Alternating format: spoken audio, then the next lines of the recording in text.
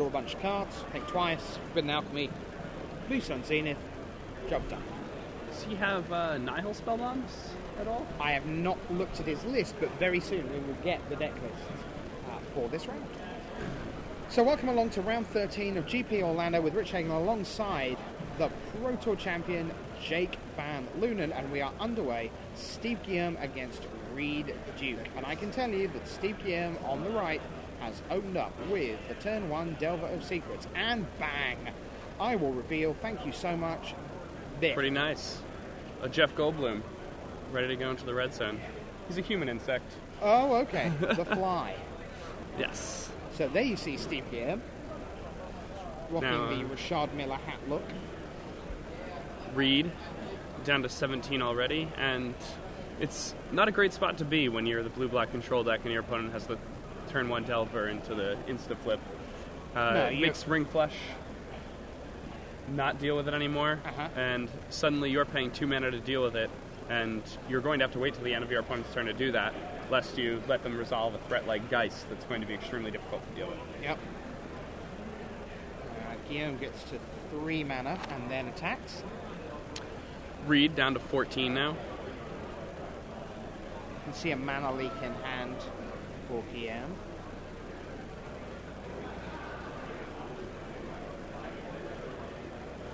Reed, Doomblade off the top. And end of turn Midnight Haunting. We can expect this to get mana leaked by Reed unless he has a Black Sun Zenith in hand. But again, even if he does, that just buys another free turn of hit for free. Very true. So Reed allows the 2, or is forced to allow the 2, one or the other. Reed is very patient in his style of play. Which is what you need for the blue-black. That's one lesson we've been learning today. There's no rush. But this is rush, and it is 5 points of rush coming at Reed Duke, who falls to 9. And it's just a 3-power creature on the first turn. It's so much damage so quickly.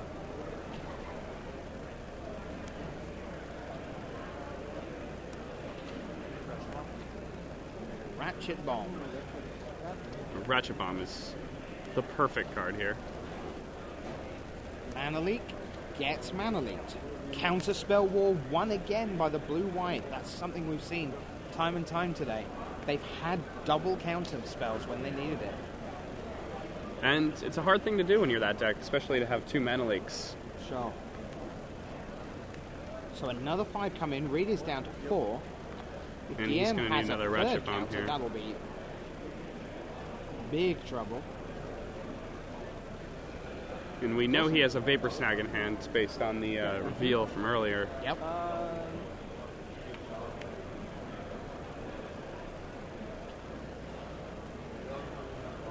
Guillaume sitting there with 4 mana.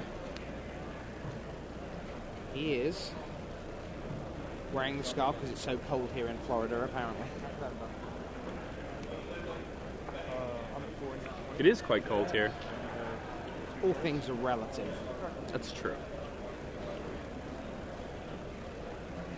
It's a mild autumn day outside, is what it is. Floridians seem to think they're dying. So here we go, Reed. And a Black Sun Zenith for 2. Is it enough? I believe Steve's going to use a Vapor Snag to bounce the Delver back to his hand. Okay. Dropping down to 19, but salvaging some of the... action for later. Yes. He needs some threats. It's important to remember that the blue-white deck does not play many creatures at all.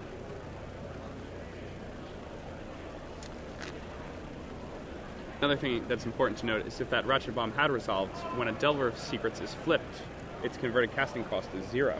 So the Ratchet Bomb would actually destroy the whole board. And that's an invisible stalker there. That's going to be very difficult for Reed to deal with unless he can find another copy of Black Sun Zenith. At this point, a Ratchet Bomb is going to take a long time to tick up, and if you're just getting pinged for 1 a turn, you're going to be in gut shot range very quickly. So Reed very much in the danger zone at 4 life. here in round 13. There is Ratchet Bomb. Alright, so he's going to eat here a he few goes. hits. 3, from this, up to 1, 2, up to 2. and then he's able to crack it. Yeah, so he'll be at 2 if nothing else happens. The issue there, though, is that he's still going to have to deal with the Moorland Haunt tokens Sure. that will be coming as a follow-up. So Guillerm is going to attempt another go, and Reed says, no, I'm just going to dissipate Use that. that for standard win box number 22. There's the first standard count. win box number 22. Please go over to the gathering point, meet your judge, and he'll get you started. And number Again, 6, that's pass the standard win box number turn, 22. end of turn. There's a token.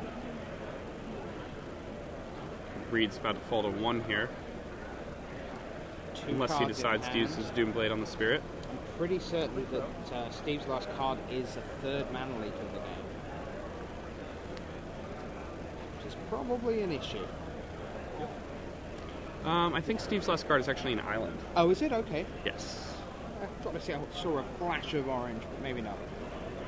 So there you see Reed's hand on the left of screen. See a Doomblade, Snapcaster Mage, Blue Sun Zenith. Guillerm will replace his rogue.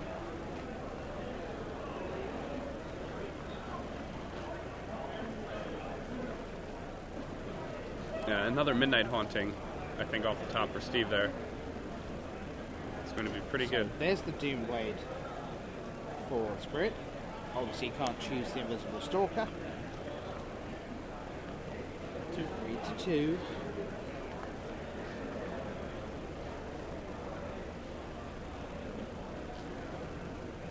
If you're Steve here, and you do have a Midnight Haunting in your hand, and you've just cast Judaxian Probe and know that your opponent doesn't have a counterspell, do you just go ahead and main phase it? I think that's got to be the right play. And that's what he chooses to do. Okay. It's better and worse in a few different ways. It's worse if Reed draws another Ratchet Bomb. Well, actually, I think it actually just might be worse in general, because now Reed has the option of just playing Snapcaster for Black Sun Zenith. Or drawing a Black Sun Zenith off the top. See ya. Oh, never mind. He would not be able to Black Sun Zenith. No, because that goes it gets back shuffled in. back in. Yeah. Yes. I thought that it was countered earlier. It was the Ratchet Bomb that was countered. But nonetheless, the result of all that chicanery is that there is only one non-land permanent in play, and it belongs to Reed Duke in the classic aggro versus control life kind of score. Yeah, I hit myself a bit by accident, I'm on 17 type thing, and yep, I'm at essentially no bonus life. That's how it is when you're playing a control deck. Yep. Life is a resource. It is a resource. You're using it. Doesn't matter until you until you need to use the last little bit. Doesn't matter till it matters. Yes.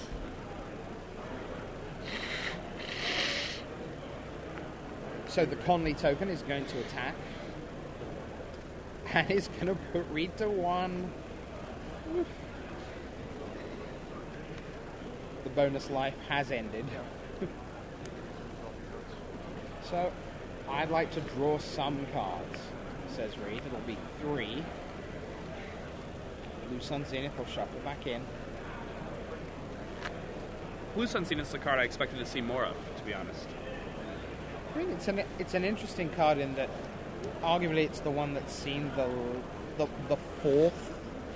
It's like ranked 4. I guess the red one is the one that's seen literally the least play of the 5, and maybe white just a little bit ahead, and then you've got obviously green stratospherically off in the distance at number 1. Reed will pass at 1 life, looking at 1 damage across the table. Imagine Conley Woods may turn sideways. With Reed at 1, that seems like something that would happen. That is what happens. It's what happens next that's important. And that turns out to be Doomblade from Reed. So Steve loses that. Looks at 3 cards. One of which is a Rune Chanter's Pike, I do believe, is it? Yes. Yes. Rune Chanter's Pike is an interesting card. It's a card we didn't really see much of until last weekend. No, that's right. And it's always, I mean, any card that's new and played by the winner gets a lot of airplay, if you like. Certainly. And that's what happened with Charles Gindy. We now have Nephalia Drownyard, so great, he's going to win now. He's got the Drownyard in, nothing can stop him. And Nephalia Drownyard is kind of an interesting thing in that you can target yourself with it in order to create this passive sort of card advantage throughout like the stages of the game where the game is still close. And then the moment that your opponent is finally out of gas, you can, or you have multiple copies of it and you have a full hand and you've basically locked it up, then you can start targeting your opponent to win the game. Yeah. But just, putting some Think Twices and some Forbidden Alchemies in your graveyard, it's pretty strong. Snapcaster from Reed. And that's going to target Blue Sun Zenith. Yeah, which went into the graveyard. Gut shot! And that's going to be good enough. Oh boy! They're off to the next game. Now, presumably, Reed didn't have anything in hand that he could have left mana up for. That's got to feel. We don't know whether or not he did. No. At that point, you know your opponent didn't have it 2 turns ago. Sure. When there was an opportunity for him to have killed you. Right. But it's going to be difficult to play around a gut shot when most versions of the deck are playing 1 to 3 copies of it instead of drawing 3 cards when the game is still so close. Sure. Yeah, 2 copies in fact for Steve. We've got 1 more that he can bring in. There you see Steve, who's 1-0 up, and he's been pretty smiley all weekend. So's Reed Duke. What an impressive guy Reed Duke's turning out to be. Not just very good at Magic. Yes, such an incredible person. Just the thing, like being a Magic Online champion, a very difficult thing to achieve. Yeah. Winning an 8-4 is a very difficult thing to achieve. Let me assure you. So let's take a look at the 2 sideboards. Steve's got 2 Negate, a Dissipate, a couple of Phantasmal Image, 2 O-Ring, that extra Gut Shot, 2 Ratchet Bomb, 2 Divine Offering, 3 Timely Reinforcements. What might happen there, do you reckon? I imagine the 2 Gut Shots are going to be the first cards to get cut here. Okay. After that, I'm guessing Vapor Snags are next to go. So if he's cutting the Gut Shots and the Vapor Snags, he's going to create 6 slots for himself. Okay. He'll probably bring in 2 Negates, a Dissipate, 2 Oblivion Rings, and he may keep a Vapor Snag in simply to bounce his Snapcasters back to his hand in response to Vast Removal. That's something that's pretty strong against the black-blue decks. If you draw enough Snapcasters, it's going to be very difficult for them. You can actually win the card war. So that seems like the sideboard plan to me. I think he's going to go -3 Vapor Snag, -2 Gut Shot, +2 Negate, +1 Dissipate, +2 Oblivion Ring. What's really interesting there is that the way I phrased the question was, what will he bring in? And you answered with, the things he will take out are... And what's interesting about that is that, yes, obviously there has to be parity, but the important thing is not what you're looking to bring in. You can have 15 cards that you want to bring in against a matchup, but unless you've got 15 to go away...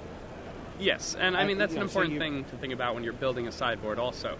When I'm sideboarding, it's not a good idea to look at your sideboard first and think, what cards do I need to bring in, and then go through your deck and just be terrified at, oh, am I taking out these good cards? You want to be looking through your deck and thinking, what cards are bad? And those are the cards you take out, and then you replace them. Great, I've got 4 slots. Yes, and then if you have excess cards in your sideboard for that matchup that you can't fit in, then those cards in your sideboard should be different cards. Hence, play testing with sideboards.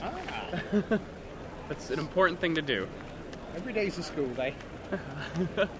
Meanwhile, on the other side of the table, Reed Duke has an extra Nephalia Drownyard, a couple of Ring Flesh, Black Sun Zenith, Ratchet Bomb, the 2 Curse of Death's Hold, Liliana of the Veil, 2 Phantasmal Image, 2 Worm Coil Engine. Haven't seen many of those this weekend. 2 consecrated swings, and a volition raise. Wow. Ooh. Volition raise, indeed. So, again, what do we look at here? Presumably Black Sun Zenith gets pumped up. Certainly Black Sun Zenith. I imagine the Ring Flushes will come in also. An extra Ratchet Bomb and Curse of Death's Hold. Yeah. Now let's see what he has to take out. Dissipate and Mana Leak are fine here, but you don't really want too many of them. You might keep in 1 or 2 Mana Leaks. You're certainly taking the Dissipates out. Maybe the tribute to Hungers go because there are always little guys that Steve's willing to get rid of. I think he wants to keep in the tributes in order to block Geist of Saint Traft and Invisible Stalker. It's something that you can't really lean that heavily on your Black Sun Zeniths because they're a card that's pretty easy to mana leak. Sure. I imagine he could take out his Jaces. He has Jace Memory Adepts and his Karn. Okay. I think those are the big ones. He's going to take out the expensive Planeswalkers and take out because it's the all awkward about counter survival. magic. All Yes. about survival and just get to Drown Yard. Sideboard has a lot of 6-drops. It's Worm Coils and Consecrated Sphinxes out to the board. And Volition. And Volition Rains. So Reed now, looking like he's not got an exciting hand, but we'll keep it 6.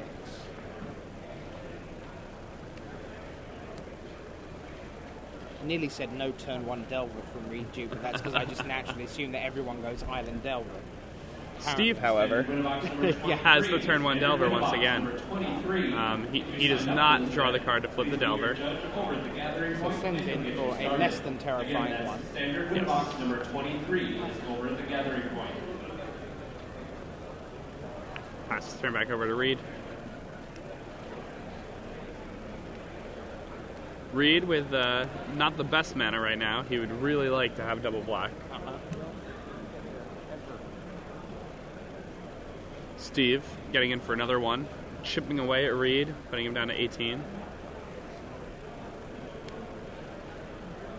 Let's see.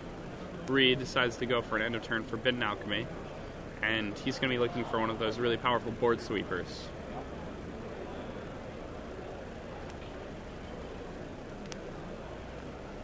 And Forbidden Alchemy gets countered. Not allowing that. And a Tribute to Hunger. We'll put Reed back to 19. Drops Delver. Steve, yes, and Steve will lose his Delver.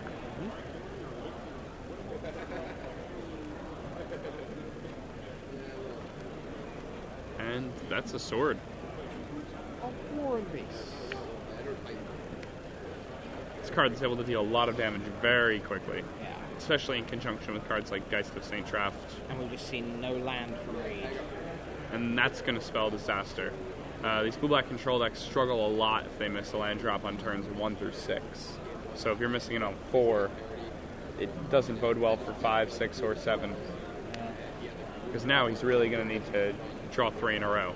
D-I-S-A-S-T-I-F-O-R-E-I-D. Spells disaster for Reed. Yes.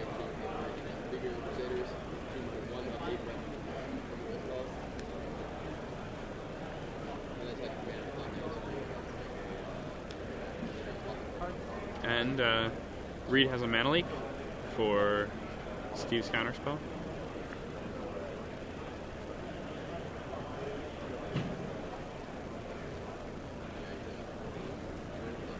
And Reed still in no land. At this point, he really has to hope that his opponent gets flooded, but decks that run Ponder have enough library manipulation where that's going to be difficult.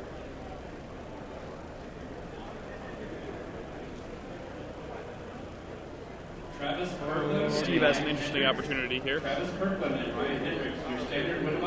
He's able to cast a Delver, leave open mana for his Moorland Taunt, and because of his Ponder, I'm guessing he's going to be flipping this Delver next turn. It's a good bet, isn't it?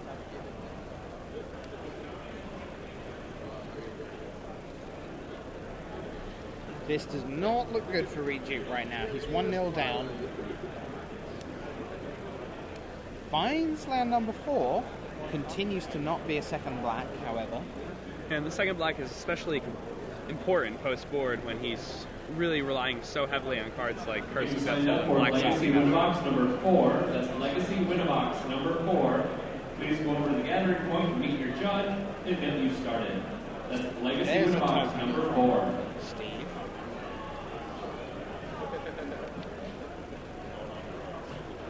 There is Reed. mulling over his options.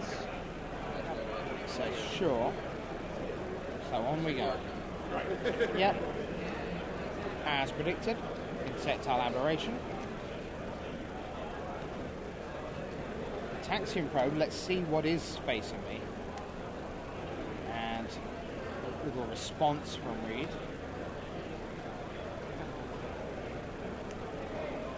And then we're going to see Jace, which stayed in. Huh. Jace Memory Adept, at least one stayed in, and Blue Sun Zenith. Yeah, now, interestingly enough, Reed's only on 2 cards, even after missing all these land drops. Yeah.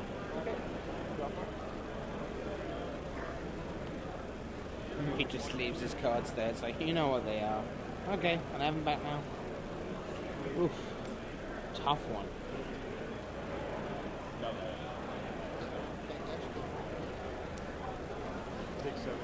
And a sword hops onto an insectile aberration and cracks for 5 damage. The trigger from the Sword of War and Peace is going to make it deal an extra 2 damage beyond that. And Steve's going to be gaining 2 life. I believe he has 2 cards. Reed decides to think a bit. He passes the turn back over to Steve. So again, these two not necessarily quite playing elimination magic at 30 points each, 10 and 2. The loser will fall to 10 and 3, need to go win-win, and then hope that 36 can sneak into the top 8. Right now, that loser is looking like it could be Reed Duke. Steve adds Rune Chanter's Pike. Reed's at 4. Notice that Steve left open 4 untapped blue mana. Or 4 untapped mana. Leak. Yeah, he has access to double leak or negate leak right now. And there's the handshake. Pretty straightforward. Win there. Because Steve's able to take it down. Attention players, Not much of a problem. It is time for the event. Your pairings are up.